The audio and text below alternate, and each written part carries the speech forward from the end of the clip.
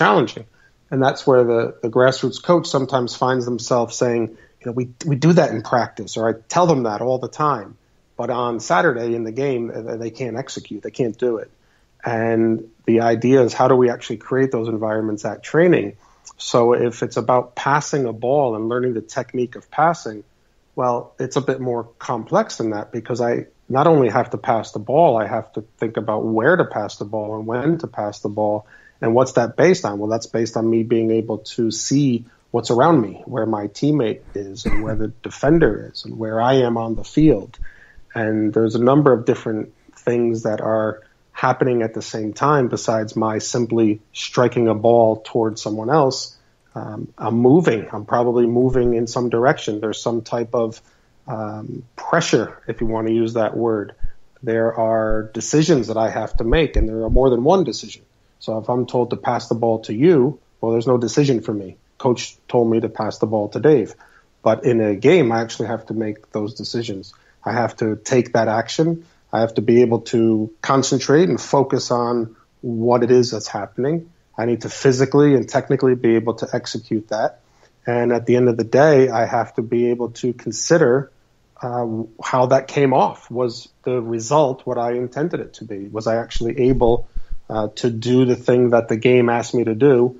If yes, then great, continue to do it better and faster and more consistently. And if not, then how do I take those next steps in learning? Because it's fine if I don't get it right away. The idea of mistakes, the idea of normalizing errors, the idea of a balance between successful and unsuccessful attempts in a game is key to my learning. Everywhere else, we learn when we get out of our comfort zone. We learn through our less successful efforts or attempts, because that's what we reflect on, and we can take those next steps.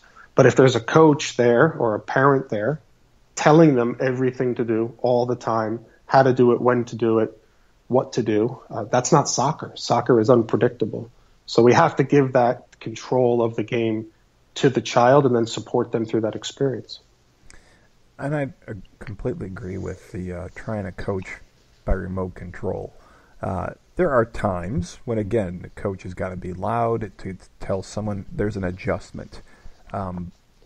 As I've tried to help your basic rec coaches, it's been more of, you can't talk to the kids that are in the middle of the action because they can't hear you and you're about to screw up whatever it is they were about to do. You can talk to them on the field, but those are the kids that are off ball, where they've got that time and you're communicating.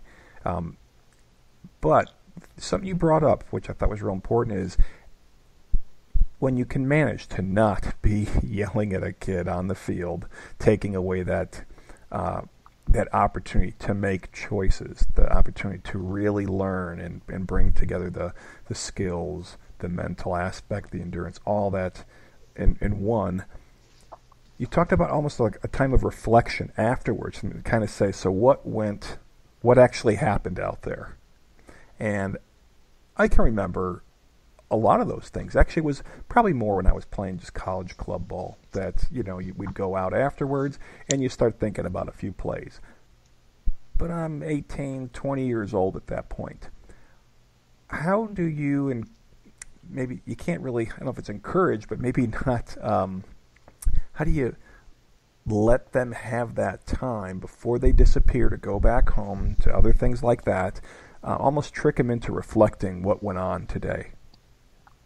That's a really good question, and it's a very important part of what we do. We believe deeply in the skill and process of reflection for everyone involved, from player to coach to referee, parent, anyone that goes through this sort of idea. We call it the learning cycle. So we believe the first thing that we start with is the experience.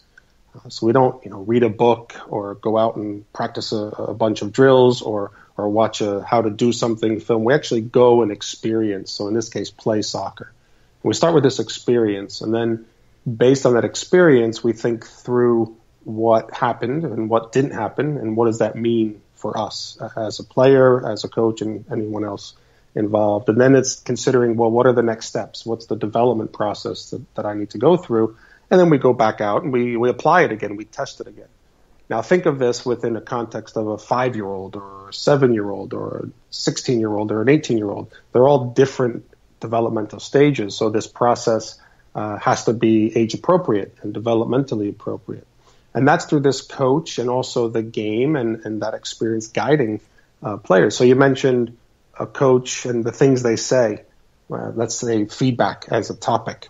Well, why do I actually say things to the players? Well, usually because I have an intention. I would like to get a certain outcome from the player. So I say something to help myself or help the player achieve the outcome that I'm looking for. So let's say it's simply telling a kid where to pass the ball every time they get it. Pass to that player or pass to that part of the field. So every time I receive the ball, someone's telling me what to do next. Well, there's no time for me to even think about what I see. I just sort of follow the command of the coach because that's the authoritative figure. So if I am successful or unsuccessful at that, it's always based on that single decision to try to pass to that person. And like you mentioned, that feedback could be coming before the ball gets to me, as I have the ball, I'm under pressure, or it could be afterwards when I've played it out of bounds and the coach is saying, you need to pass over there next time. And this process of giving the child a moment to think, and reflection is nothing more than just thinking back for a second about what just happened and what does that mean. That's really the basic idea of what we're trying to get to. So something just happened. I just experienced something. What does it mean? And if the coach is telling me every time not only what to do, but what it means when I can't do it or I can do it, at what point do I actually have that opportunity to consider my next steps? Because if I've passed it out of bounds and the coach asks a question that helps guide my thinking, that's a whole different environment than the coach telling me what I need to do next. So this idea of guiding through questions, we use keywords, we talk about this role of a coach as a facilitator, to guide the player through their own experiences. It's not easy, and I'm sure I'm bringing it forward in a rather theoretical way. Putting it into practice is the next step, and it's something that we're working next with coaches across the entire country to help them through that.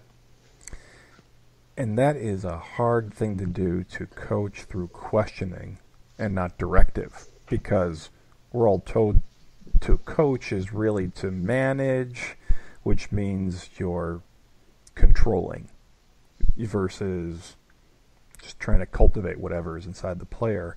I want to share a story. I was at some coaching training, not sports related. It was for anything. And in this training session, we had partners, and we had 3 little bean bags, and we had to coach each other to juggle, but without telling the person how to juggle. And it was all through watching, asking questions, and letting the person trying to figure out the best way for them to juggle to do it.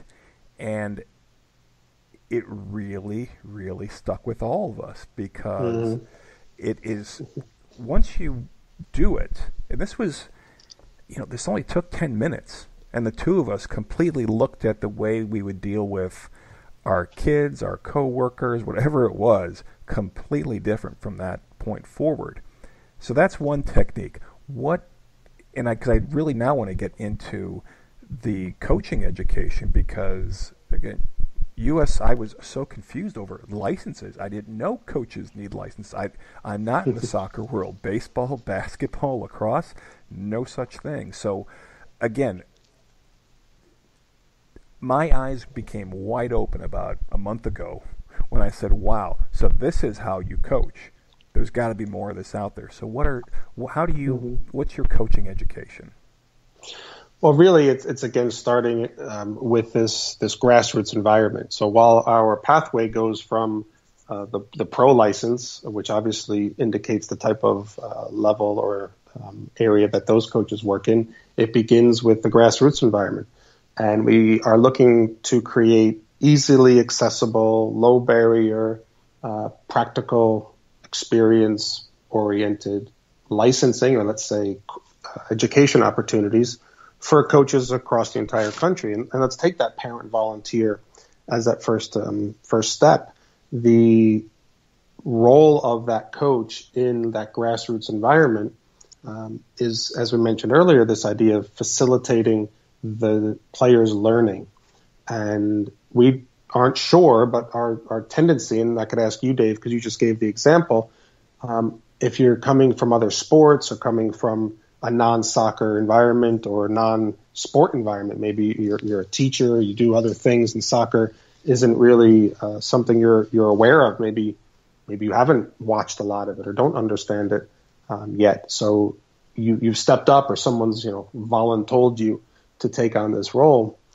Do we expect that coach to have all of the technical knowledge and to be able to very accurately tell the kids what to do in a game that really requires them to make those own decisions? So if I don't know if what I'm saying is accurate, and I tend to default to what I see on all the other fields left and right of me, we can get into sort of this idea of insanity, expecting different results by doing the same thing over and over.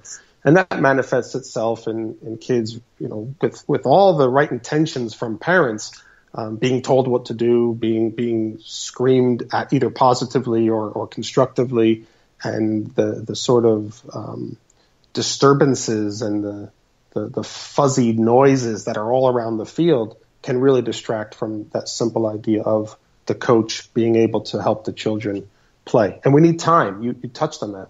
It takes time.